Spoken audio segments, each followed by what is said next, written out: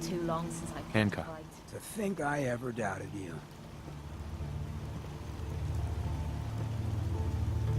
What can I say? Some people have just got it. You ain't kidding. It's just real rare these days. Find someone who's not willing to take things the way they're handed to them. Too many good folks not willing to get their hands dirty. And too many assholes taking advantage of it. Look at what happened at Diamond City. Before McDonough took over, it was a half-decent place to live. A little stricter than I usually go for, but not terrible. I thought he and I had a pretty happy childhood. But then he decides he's gonna try and get elected with his anti-ghoul crusade. Mankind for McDonough. Before you know it, you got families with kids lining up to drag folks they called neighbor out of their homes and throw them to the ruins. You and McDonough knew each other as kids? Oh yeah. Guy's my brother. Grew up together in a little shack on the waterfront. Guy was the standard big brother.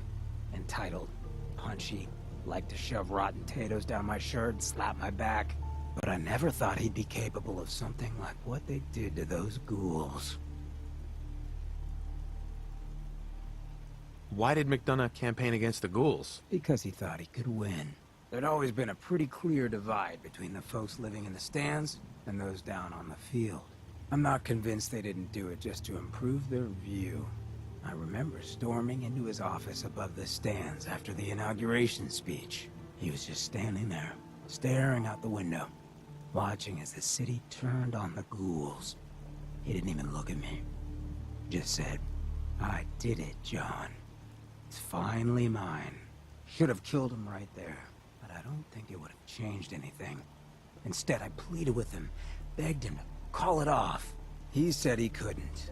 He had nothing against the ghouls. He was just carrying out the will of the people. And he couldn't betray the voters.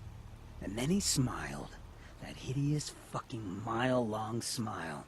He never smiled like that when we were kids. I didn't even recognize him.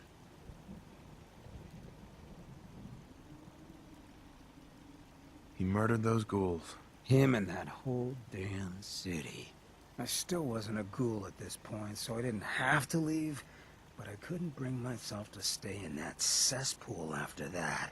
I'd been sneaking off the good neighbor for years to get decent chems, so I knew the safe routes. I managed to track down a couple of the families, lead them there, but most couldn't get used to the good neighbor lifestyle. I brought them food for a couple of weeks, but after a while, they just disappeared. Folks in Diamond City signed their death warrants, and all the good people were willing to just sit by and watch. I felt like I was the only one who saw how screwed up things truly were, who couldn't just pretend things were fine. Still feel that way. Or I did. Until I met you. I know I run my mouth, but having someone who sees the world for what it is, and is willing to do something about it, it's meant a lot to me. I feel damn lucky to have you as a friend.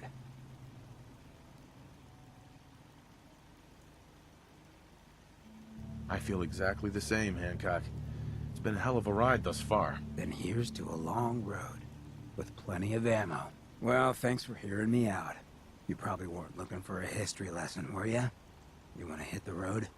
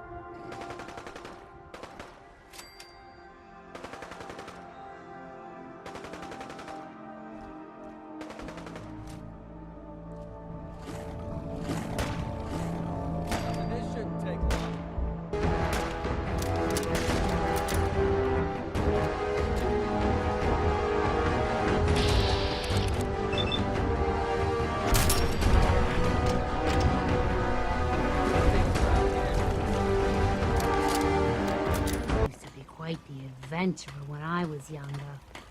Now, these old bones just can't keep up. Mama Murphy. You need the sight. It's telling me Mentats will give us the right high for another insight into your destiny. No. You're an addict. You need help. Oh, not this again. Kid, listen to me. I'm old, even older than you think. If the chems are gonna kill me, then I say I've had a good run. We'd have never made it this far without the sight. We need it. You need it. It's part of who I am. The sight isn't worth killing yourself over, Mama Murphy. It doesn't have to define what you are, or what you can give. All right, kid. You got me. If me hanging around for a little longer is worth that much to you, then I'll go clean. No more chems. No more sight.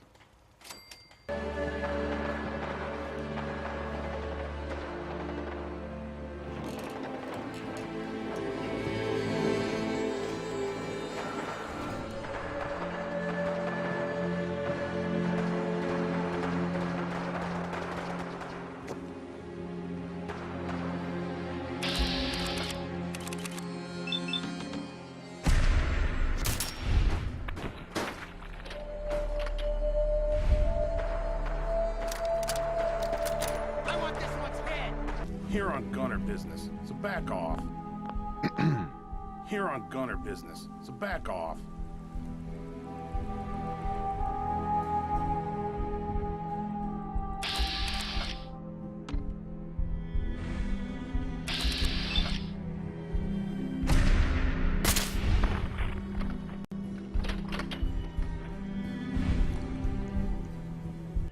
Excuse me.